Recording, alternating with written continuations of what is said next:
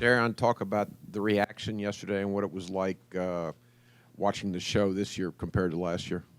It was a lot of fun because of our recent loss. No one really knew what was going into what our seeding was going to be. We were all hoping that we were going to be a 1 seed, but we weren't. And, it's not a big deal. We don't really care about that. The fact that we got a 2 seed is okay. And it was a lot of fun, a lot of excitement. And, yeah.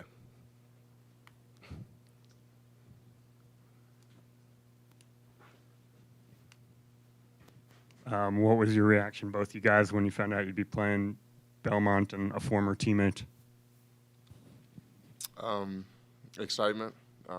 Taylor was one of us. He's not anymore, but it's nice to play a former teammate. But at the same time, we're gonna focus on what we do and not let any distractions of playing a teammate or playing a familiar team, get the best of us. We're gonna focus on what we do and try to execute to the best of our ability. Also thought it was very interesting how we had a Michigan State in our bracket and how we could potentially play them again. It would be sweet revenge if, we got to play them again and stuff like that. Quick follow-up. Do either of you guys keep in touch with Taylor? No, sir, I don't. I do. I text him every now and then, and I know he's been having a great season. He's been playing really well for Belmont. And he actually texted me when he found out. He's really excited to play us. And, yeah.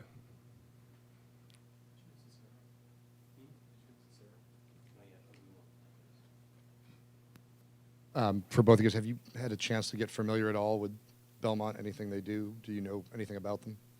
I think we're going to go over that stuff today and get more familiar with them and, the background, their style of play, and, how they do things. So not yet, not yet.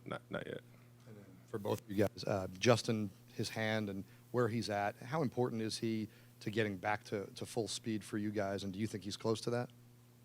I do. I think he's I think everybody knows he's a huge piece to our puzzle, getting him back to full health. But I think as his confidence grows, the team will get better and better. We'll start playing better and better. And I think his confidence is growing every day in his hand and his ability to keep doing what he was doing before he was injured. And it's a process coming back from an injury, and I think he's doing very well.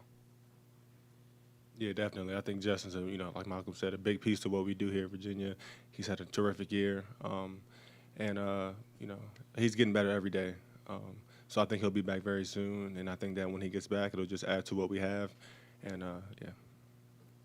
Is it hard to kind of reintegrate him after he hasn't played with you guys for like a month or so?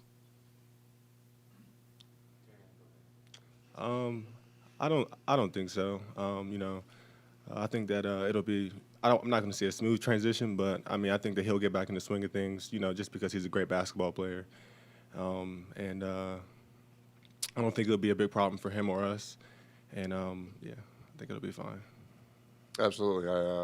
I think he's a very good basketball player. I don't think there's going to be a huge discrepancy in how we do things when he gets back. But when a player goes down, there's chemistry that is broken and then chemistry that is rebuilt, and that chemistry will have to be rebuilt, as it is with any player that goes down. Darion, this is for you. You're a senior. This is your last go around. It's been kind of a wild, if not at times, bumpy ride for you here.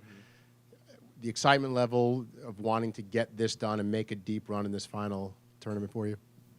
Could you repeat that the last What's the excitement level for you and the determination to get a deep run in this final? Oh run? no, yeah, I'm definitely very excited, especially coming off of last year's run. I have high expectations for this team, for myself to contribute as well, as much as I want to. I feel like we have the pieces to the puzzle to get it done. I just feel like we need to be, stay united. I'm really excited for this team to go really far. This is the latter part of the season. It's going to be a great journey, and I'm really eager to get things started and show everyone what we can do this year because our team is really good. I think we've proven that time in and time out. So.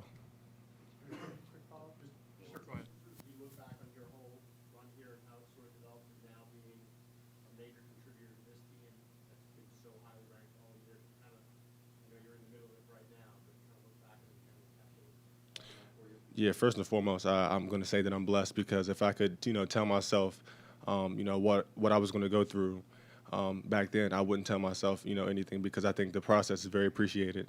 I faced adversity. I've done a lot of things here, and it's developed me into the person and player that I am today, and I'm thankful for that. And I couldn't ask for any more.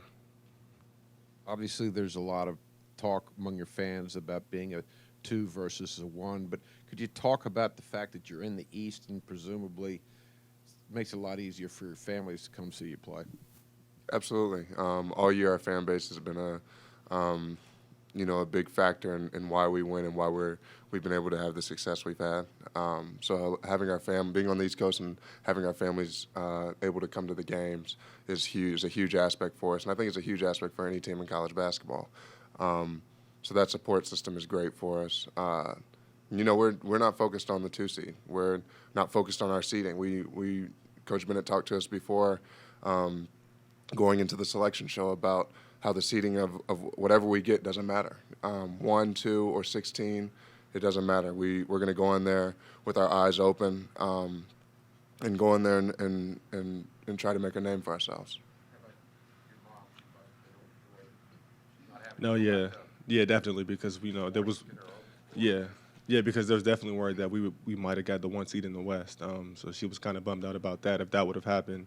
And I think that our fan base definitely helps us. It's a great support system, and just like an example of that would be in Greensboro. It felt like I was in JPJ for both of those games, and it would mean a lot for everyone to travel for us and be there to support us because it only helps us. It doesn't hurt us, and it definitely keeps up the team energy and our morale and stuff like that. And it definitely plays a huge part in what we do. For both of you, it seems like the teams that have given you trouble this season are the ones who've been able to make threes. Have you guys ever talked about that? I mean, does that seem like a maybe vulnerability in the defense right now? I'm not. We haven't talked about that. I think it's even when teams are making threes. I think it's more about us than what they're doing. I think those specific games, we've had breakdowns. We haven't come out as sharp, and we haven't come out as focused on the task at hand, which is establishing our defense, what we do every night and what we pride ourselves on. So I think those games are the specific ones where we haven't come out ready. Yeah, I would say it's more so of a coincidence than it being a vulnerability. Jesus Christ, vulnerability. Sorry, I'm sorry about that. I just think it's a coincidence that we come out those nights and people think that that's a weakness of ours when it's not. Like Malcolm said, they're just breakdowns, and it's it's a learning process, and it's something that we have to learn from. And I think that we're learning from it, and it's going to play to our advantage in a lot of part of the season. Malcolm, along those lines, as a defender, all things being equal, what poses a greater challenge, a talented big team that tries to pound the ball inside or a smaller team that can get really hot from outside?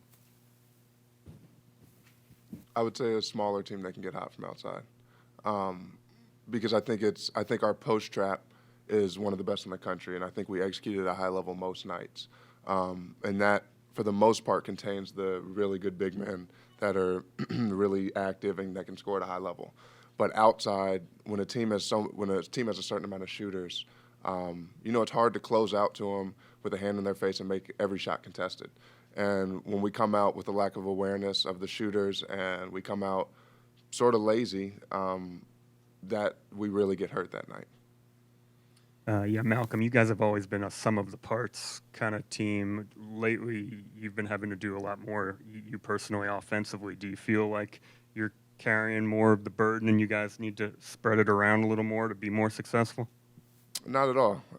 I think you can point to any part of the season where we've had different guys step up each night. It's a different guy every night, and that's the beauty of our system. That's the beauty of how we play, is that we have a lot of guys that can step up and make huge plays and have huge nights for us.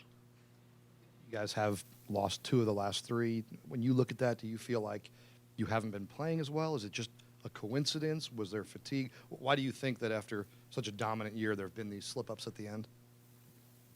I think we haven't been playing as well. I think we haven't been executing at the high level that we have been doing all season. and that's strictly on us. It's not on Coach Bennett. I think it's on the players, and we gotta come together, and we gotta correct this as a team. And it starts with our defense. Our defense has had mental lapses, and we haven't just been doing what we've been doing all season. Also, you guys obviously tried to put last year behind you and talked about this was its own year, but what did you learn from the experience last year of being in the tournament? Did anything stand out that you said, okay, we need to apply that in this year's tournament run? Yeah, definitely.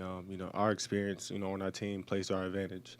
I think we were poised in a lot of situations, that a lot of teams are probably unraveling. So, yeah.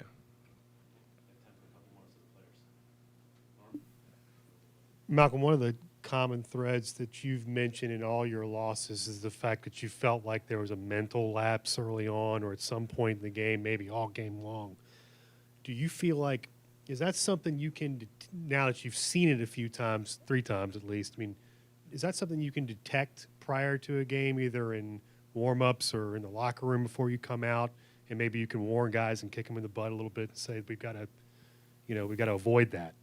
I think it is sometimes. I think you can tell a team's focus, whether in warm-ups or in the locker room, whether or not they're taking it as serious as they usually do. But for us, that's not really the problem. It's when we come out and we start the game, we don't come out with intensity. And when you're playing the pack line D, it's a defense that, like Coach Bennett says, it's all about percentages. So if you're not ready at the beginning, it trickles down to the rest of the game. And possession by possession, a team is going to pick you apart if you don't come out ready.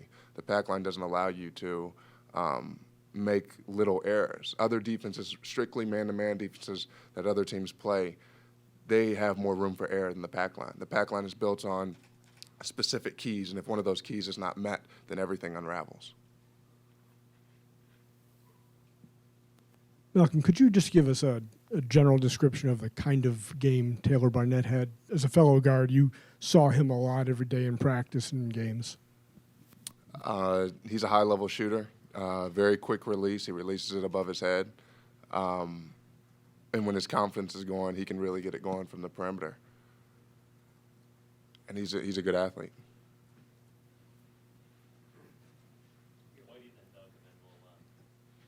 Yeah, Darion, I was just going to ask you about your ankle that you sprained the other day and how that was feeling. Yeah, my ankle's fine. I was obviously able to go back in the North Carolina game and finish the game. So, it's not a big deal. I'm doing a lot of treatments, and I'll be exactly 100%, going into the next game. So. Malcolm, have you seen the replay of the no call on that possession late in the Carolina game and have the same impression you did at the time that you'd been hooked? Yeah, I've seen the replay, and as I said earlier, there was contact, but that's up to the ref's discretion. And, whether or not they call it, you got to play through it. So that's not up to me to worry about.